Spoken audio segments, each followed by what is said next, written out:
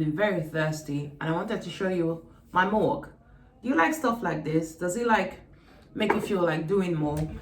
I like t-shirts that have positive words written, and I love mugs, so I buy them. And I saw this one, the real boss. There was another one that says the boss, but I like the real boss because I want to be bossing on everything. Like, I want to be bossing in my business, I want to be bossing in my finances, I want to be bossing in my family life, my spiritual, my physical life, my emotional life, every area of my life. I am the real boss. So let's say cheers to that. Anyway, today I've got a question from T, and it says, I have been working in a few firms and found that they all have the same out-of-date view that it is an all-white establishment, that is the legal field. And managers that I have worked alongside have gone to lengths to make it such. Having not started out in firms, I was very quick to get the grasp of my role as a paralegal, and I excelled. But the team leader I worked under was not happy with the praises I was receiving from the firm and went out of her way to make my life difficult. She eventually got her own way and had me fired. Since then, I have not been able to obtain work in the field and believe that I have been blackballed. My question is, how do you manage to stay on top in this firm? In between, I live in the UK too. Do you believe that blackballing goes on in firms? What are the prejudices you have come up against and how have you overcome them?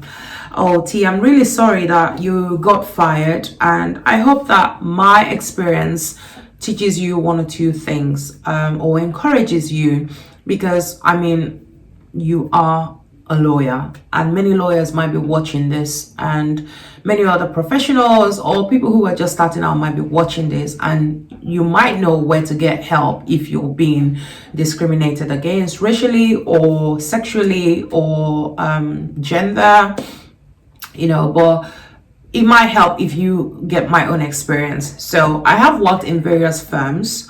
I have worked with black people, brown people, white people. I've worked in firms where I was the only black person. Have I ever faced racism? I am sure I have. But every time I talk about racism, people look at me like, are you being serious? I don't know that anyone has been racially abusive to me. I remember as a child, there was this white boy who wouldn't let me be. He said some nasty things to me and I just kept saying, you need to go away, and he wouldn't listen. And I remember just jumping on, you know, like the swing, you know, the very, not these ones that they have that are so small, you put your baby in there and baby can't even get to that point, they're already screaming. Like, when you start the swing from there and you go up, yeah, you're like swinging high, swing low, swing chariot, you know, like those kind of swings. And I went on this thing and he was standing in front of me and he kept calling me all these names. And when I swung the swing, it went straight for his head and it hit his nose and it broke his nose. I remember just jumping off that thing and running so fast home. I ran, I could see blood everywhere and I could see people gathering, and that was the one time that I faced racism. And it's very strange that I never told anybody except my brother about that, and it really affected me the way he had talked to me. My kids have faced racism and I have called the police on these people, and the police have asked me if I wanted to testify in court against them. I said yes, but along the way I dropped the charges. They actually came and begged. I'm a no to racism kind of person. So I do understand that there is racism in the world, and I do understand that there's big time racism in the legal profession, where people send their CVs in and they get no responses back. Nobody calls you to say, we don't like you because you're black, we don't like you because you're brown, but you know it. But it's been very different for me because I have refused to dwell on negativity or racism. So I'm not denying that racism exists. I'm simply saying I just use that as a feel. Look at me, I'm a brown black woman. Brown, anyway, I say I'm black, my daughter says she's brown. I'm like, okay, well, brown black. So I like to think of myself as a human being before I think about color, because I 100% don't see color. Most of my friends are white, and I do have black friends. I make friends based on what's in them. I don't make friends because they're rich or beautiful or anything like that. So I'm trying to say, I do know there is racism, but it has never really affected me as a person. I worked in-house for a very, very massive company. My salary was really good and the pension was out of this world. And there was this one lady who just didn't like me. But I worked with other white people until a black guy came. And when he came, you would have thought we were related, because we're like, oh, finally saw a black person, you know. But not in a bad way, because white people were nice to me. They would bring me nice cookies. They would make me, you know, cottage pies and stuff. You know, they'll give you nice stuff at Christmas. Our clientele were like Chanel, Prada and stuff, and they would send like little things, you know, to me at Christmas. So that was really, really a good time. But this particular woman wouldn't let me be, and she would want to go so late after work just so that she would claim overtime and all of that. I thought, why are we here? Like, I want to go home. She didn't like me for that. But at first, I didn't know. I just thought that she didn't like me because I was black. And I just refused to be bothered, because I knew that she was reporting me to the manager and all of that, but I didn't know what she was saying. So the manager would call me aside and say, oh, how is it going? And I'd be like, oh, it's perfect.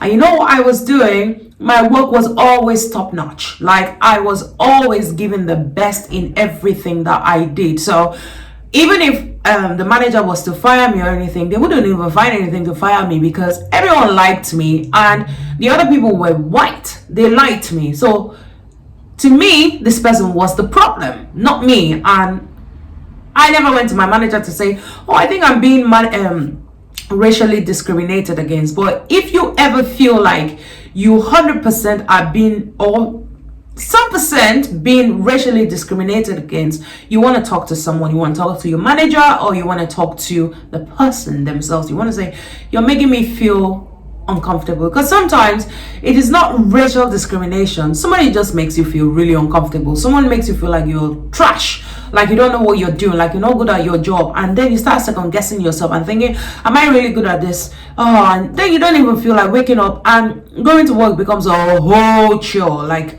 you think about work and you start having palpitations, and you don't need that in the legal industry, because I tell you, this is tough work. It is tough. It is a lot of work, and it is mental work. So if anyone is messing up with your head, that's gonna just derail you. And many solicitors, many legal professionals actually go sick mentally.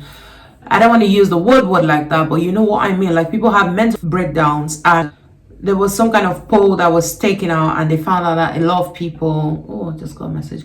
They found out that a lot of people who are solicitors suffered with so much stress, you know, and I think they were number 2 in the professionals in the world. So you have to think about your mental health. Someone making you very uncomfortable, you need to talk to them. I think the legal profession is one profession where, whether you have a black manager or white manager, you will still feel under pressure. I had 2 black managers at the one time, and they had 2 different ways of managing me. And I had to learn fast that they were 2 different people, and I had to work. You know, every time I worked with this one, I would switch. And then when I worked with that one, I would switch. They worked in 2 different ways. One was really, really prim and proper, and the other one was just all over the place. But then both of them knew what they were doing, and they always got to the end. So would I just go home and decide, oh, I don't like working with this person because, oh, he's so scattered, she's so scattered, and the other person is so prim and proper. Oh, I like the way this one works. No, I just had to learn how to shush. That's one thing you need to do at work. I always say to myself that work is not a place to play. That is why it is called work, because it is work. It's hard, you know. So that is my tip. Sometimes you just basically need to shush. I don't mean when someone is raining insults on you or is being racially abusive to you. I'm just saying that sometimes when you feel like something is not going the way you wanted, you have to sit down and really think, is it me or is it them? Because the legal industry is very fast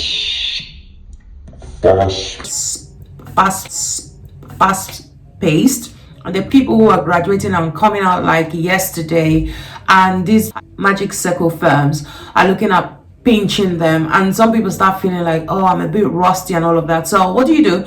You need to pick up your book, you need to start reading. Forget the love books, and you do have to reduce social media and all of that. Maybe give yourself a particular time that you want to do social media, but you can't be using social media every day and then trying to keep up to date with these people who are doing so much. So that was one of my ways of, just combating racism, working really hard and showing my superiors that, listen, you can't get rid of me just because one person is saying that I'm not good enough. You definitely need to see that if I were to leave, you will be losing an asset. You say, how do you manage to stay on top in this firm? I do have my own firm at this time. I worked for other people for over 10 years. So within that time, I saw different people, black, white, brown, like I said, and I saw different people do different things. I am very slow to speak, but when I speak, I can say a whole lot. So I've learned to think before talking. And what do I mean by thinking? I mean thinking about why you are doing the job that you are doing. Are you doing the job because you want to show this person that you know how to talk a lot? I work with people who just talk and talk rubbish, but there are some people who talk sense. Are you doing the job because you just want to talk a lot, or are you doing the job because you know where you're going to?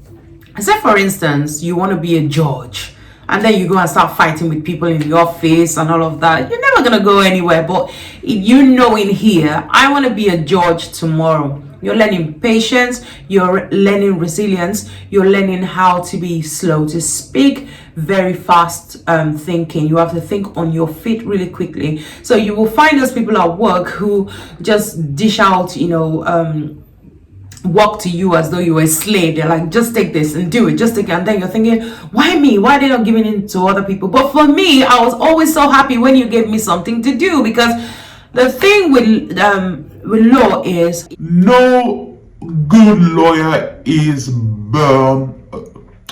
No lawyer is born a good lawyer. Good lawyers are made. You're only made because you have done something again and again. So it becomes a skill. Because I have a lot of new people come and say, oh, how do I get to the level where you are now? It's impossible to tell you when you're going to get to that level. What I can tell you is that with time, you will get to the level where I'm at, and you even supersede it, because you might have more help and maybe you listen more than I listen. So knowing how to just take those obstacles that are in your way and turning them into something else. If you, I'm not talking about T now, I'm talking about anyone who is listening, have a hard time at work with a particular person or particular people, what I would say to you is always close your eyes and think about where you're going to, because that's always helped me. I know where I'm going to, I know what I want, and I know that in the next 5 years I'm not going to be seeing your face. Do you get what I mean? So I would take whatever you're dishing to me. My battery is so low. And I say the same thing to my kids. Look at your friends now, the ones that laugh at you, the ones that like you, the ones that are there for you, and the ones that are not there for you. Many of them are not going to be there. Look, I'm talking to you now. Look at your friends at school, the ones that you went to primary school with, secondary school. Do you see them anymore? Not really. So be patient. Take whatever life throws your way and make it into something nice.